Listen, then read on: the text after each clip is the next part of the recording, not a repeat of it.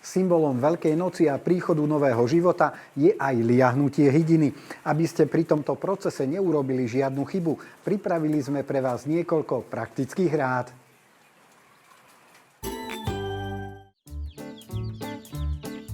Predfinálnou fázou liahnutia kuriatok je inkubácia.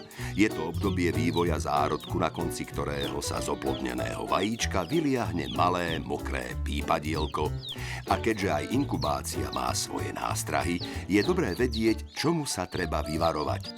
Základnou otázkou je voľba spôsobu liahnutia, teda či prirodzene pod kôčkou, alebo radšej umelo pomocou liahne.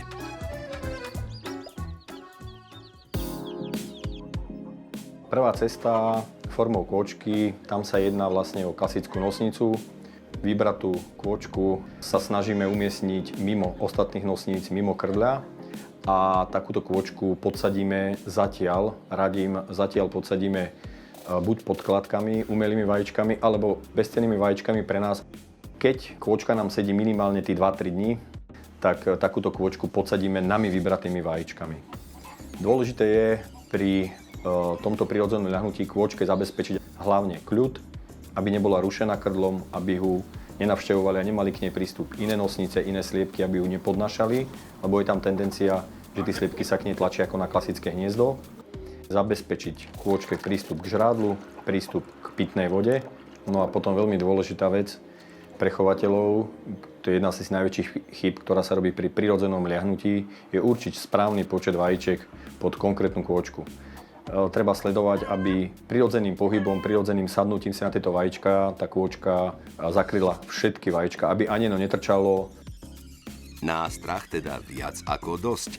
Nečudo, že občas sa prirodzené liahnutie skončí totálnym neúspechom. Aj preto chovatelia čoraz častejšie siahajú po umelých liahniach. U liahne platia základné zásady. V prvom rade je to výber liahne chovateľa. Musí sa rozhodnúť, do akej liahne je ochotný investovať, aké množstvo kuriatok chce liahnuť a potom aký typ liahne chce použiť. Či to bude automatická liaheň, poloautomatická alebo manuálna. Všetky tieto liahne majú svoje určité špecifiká, ktoré jednotliví výrobcovia liahní v podrobných návodoch na použitie píšu.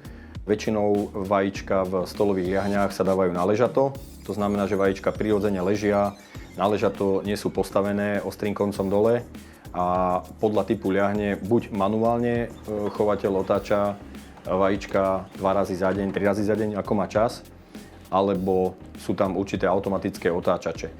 Čo sa týka skriňových liahní, tam hovoríme o liahniach, kde už sa radovo bavíme o stovkách kuriat vyliahnutých naraz, čiže tam už sa hovorí o takých tých poloprofesionálnych až profesionálnych liahniach. Môžeme sa hýbať zhruba od nejakých 80-90 vajíček, 100 až niekde cez 1000 vajec.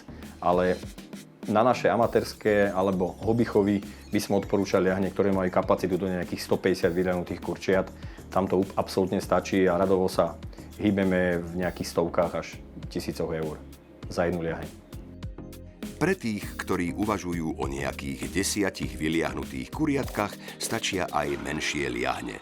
Myslieť ale treba na to, že ani moderná technika nezabezpečí 100% úspešnosť liahnutia. By som odporúčal tí liahne, kde sa hýbeme okolo 30-40 vajec. To je veľmi dôležité pred nakladaním vajíček do týchto liahní vajíčka doniesť do miestnosti, kde sa nachádza liaheň a necháme ich ohriať zhruba 5-6 hodín na teplotu tých 20 až 22 stupňov, to znamená na izbovú teplotu, aby sme vajíčka nevložili do vyhriatej 37,6 stupňovej liahne z nejakého chladného priestoru, pretože by tam došlo k určitému tepelnému šoku a takisto nám to môže znížiť biologickú hodnotu vajíčiek, prípadne ohroziť zárodok. Je dôležité pravidelne kontrolovať vajíčka v liahni spôsobom už známeho presvedcovania.